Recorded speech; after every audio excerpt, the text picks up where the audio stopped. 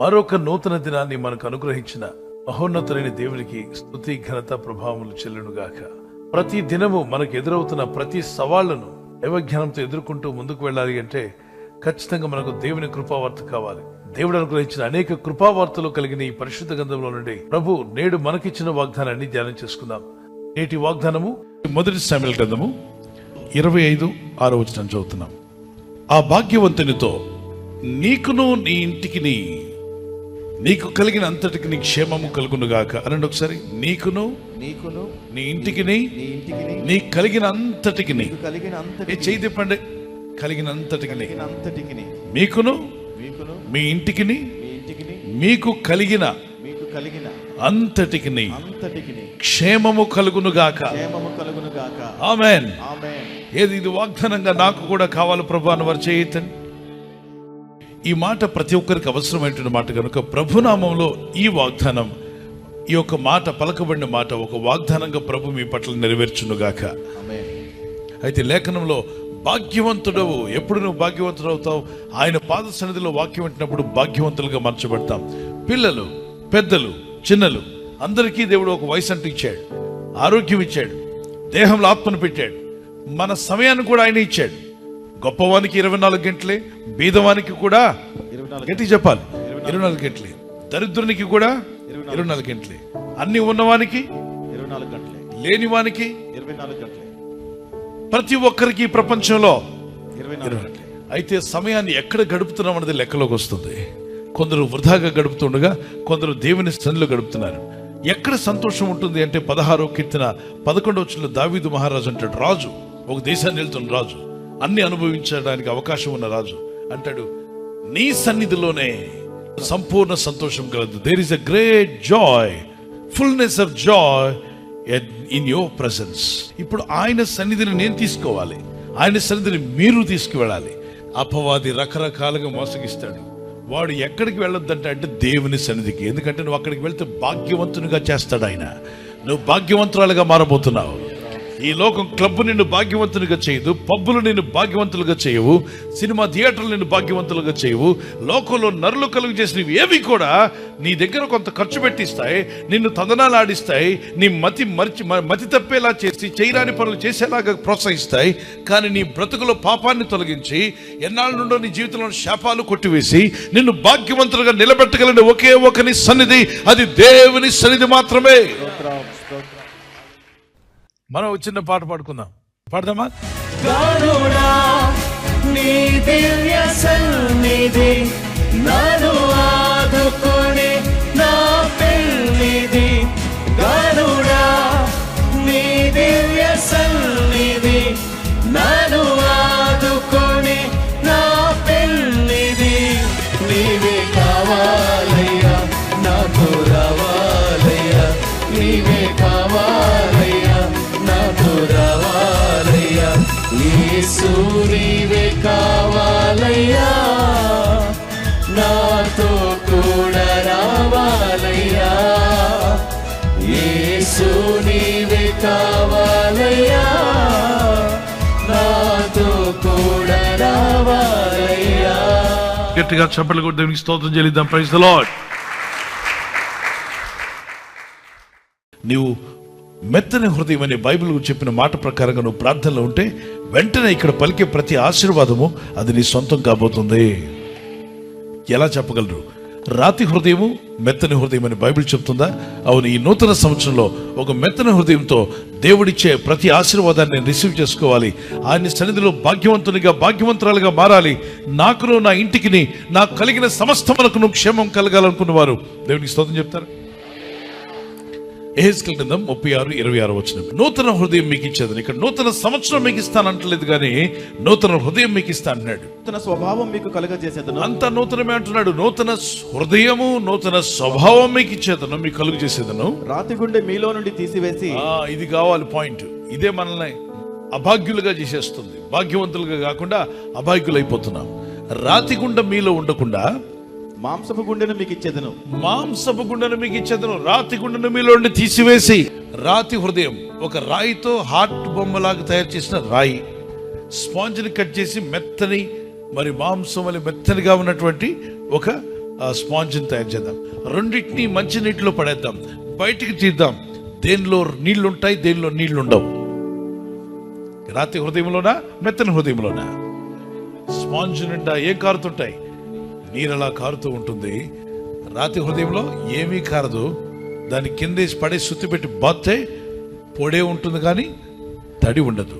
అంటే లోపల బయట ఏ మార్పు లేదు, అలాగే ఉంది. మార్పు లేని కఠిన హృదయాలుగా మనం ఉండొద్దు. ఎందరైతే దేవుని సన్నిధిలో వారి హృదయాన్ని రాతిగా చేసుకుంటారో వారి జీవితంలో ప్రభు ఇచ్చే ఆశీర్వాదాలు వారు పొందలేరు. నా పక్కనోడి దేవుని ఆత్మ పొందుతూ ఉంటాడు, పొందకుండా కూర్చుంటారు చాలా మంది. వాళ్ళు విడుదల పొంది ఉంటారు, వీళ్ళు విడుదల లేకుండా ఉంటారు. వారికి సమాధానం వస్తుంది, వీడికి సమాధానం రాదు. వారికి మేలు కలుగుతుంది, వీరికి మేలు కలగదు. వాడు ఆనందంతో ముఖం నిండా సంతోషం దేవుని కళతో ఇంటికి వెళ్తుంటాడు, వీడు ఏడు మొహంతో ఇంటికి వెళ్తుంటాడు. ఎందుకంటే ఇతని హృదయం రాతి హృదయంగా ఉంచుకున్నాడు. కనుక ఏదన్నా పగలగొట్టాలంటే దేవుని సన్నిధిలో ముందు మనము కానుకల డబ్బా కాదు, కానుకలు కాదు మనం ఇచ్చేది, మన రాతి హృదయాన్ని ప్రభు సన్నిధిలో అప్పగిద్దాం. దేవుని కను వారు గట్టిగా దేవునికి స్తోత్రాలు చేద్దాం. Praise the Lord. ఆయనే మనల్ని స్వస్థపరుస్తాడు. మనం గాయపరచబడ్డాం, రోగాలతో ఉన్నాం, సమస్యలతో ఉన్నాం, ఆయనే మనలను బాగు చేస్తాడు. చేపైగా చెప్పండి, ఆయనే మనలను స్వస్థపరచును. ఆ మాట వినబడాలి మరొకసారి గట్టిగా. ఆమేన్.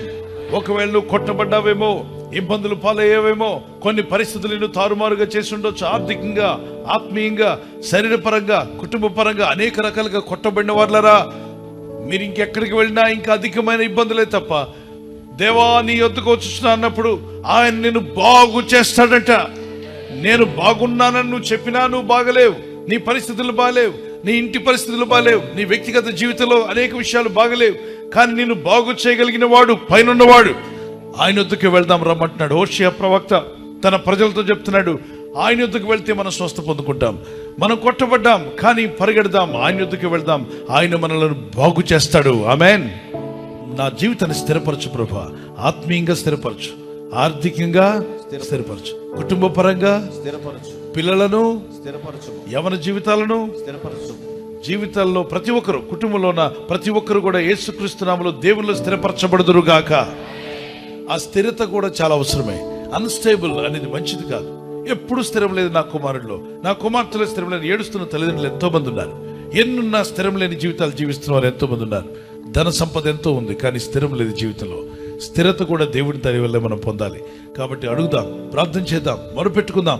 ఈ 3 విషయాలు నా జీవితంలో కావాలి. మొదటిది ఏంటో చెప్పండి, స్వస్థత. రెండవది బాగు చేయబడాలి.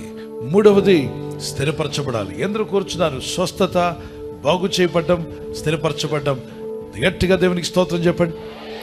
అడగండి, ప్రభువా నన్ను స్వస్థపరచుము. చేయతి గట్టిగా నన్ను స్వస్థపరచుము నాయనా. నా ఇంటిని, నా కుటుంబాన్ని, మా జీవితాలను బాగు చేయండి, భాగ్యవంతులుగా చేయండి, మమ్మల్ని స్థిరపరచుము. నీ వాక్యములో స్థిరపరచు, నీ సన్నిధిలో ప్రార్థించేవారుగా స్థిరపరచు, నిన్ను వెంబడించేవారుగా స్థిరపరచు, విశ్వాసములో నన్ను స్థిరపరచు, పరిశుద్ధతలో స్థిరపరచు. నీ రాకుళ్ళు ఎత్తబడేంత వరకు స్థిరమైన విశ్వాసాన్ని, స్థిరమైన ఆత్మీయ జీవితాన్ని నాకు మా అందరికీ యేసు నామములో దయచేయండి. ఆమేన్. హల్లెలూయా. దేవుని ప్రజలారా, ఈ సమయంలో ఈ 3 విషయాలు కావాలని ప్రార్థన చేసుకోండి. ఈ రోజు నుండి ప్రార్థించండి. కూర్చున్నా, లేచినా ప్రార్థిస్తున్నాడు. మీకు విషయం తెలుసా, పరలోకకి ఏది కావాలన్నా ప్రార్థన అని ప్రభు చెప్పాడు. మీరు ప్రార్థించడం ప్రారంభించండి. మీకున్న చింత ప్రార్థనగా కన్వర్ట్ చేయండి. మీకున్న worries convert it as a prayer. All your worries, మీకున్నటువంటి చింతను ప్రార్థనగా మార్చండి. all your problems convert into prayer. మీకున్న సమస్యలన్నీ ప్రార్థనగా మార్చండి. Whatever that burden in your heart, convert into prayer. నీ గుండెలో ఉన్న భారం ఏదైనా ప్రార్థనగా దాన్ని మార్చు. Whatever the disappointment, discouragement in your life, నీ జీవితంలో నిరాశ, నిస్పృహ ఏదైనప్పటికీ take those things and transfer to God through prayer. వాటన్నిటిని తీసుకొని ప్రార్థన ద్వారా దేవునికి అప్పగించండి. Then the hand of God will work upon you. దేవుని హస్తము మీ జీవితంలో కార్యం జరగనివ్వండి. This is the key of heaven God has given to all of us. ఇదే పరలోకం యొక్క తాళపు చెవి దేవుడు మనందరికీ అనుగ్రహించారు. మీరు అడుగుతున్న ప్రార్థనకు జవాబు ఖచ్చితంగా బయలుదేరింది. Praise the Lord. మీలో కొందరు ఈ రోజు అడగబోతున్నారు, ఈ రోజే జవాబు రాబోతుంది. అయితే అది మీ యొద్దకు చేరేదాకా ప్రార్థిస్తాను. వారు చేయి పైకెత్తండి. Let's pray. Lift up your hand to God. పరిశుద్ధమైన మా ప్రియ తండ్రి, వాగ్దానాన్ని మేము తీసుకున్నాం. నేడు నీ కృపావార్తతో మమ్మల్ని బలపరిచినప్పుడు దినమెల్లా మేము సంతోషించగలుగుతాం నాయన. ఎన్ని సవాళ్లు ఎదురైనా జయించగలిగే ధైర్యం, కాన్ఫిడెన్స్, విశ్వాస జీవితం, నిరీక్షణ కలిగి ముందుకు సాగేటువంటి కృప, ప్రార్థనా జీవితం వీరందరికీ దయచేయండి. వీరు చేసే ప్రయత్నాలు ఫలించలాగున్న సహాయం అనుగ్రహించండి. నీ కృపలో మమ్మల్ని బలపరచండి.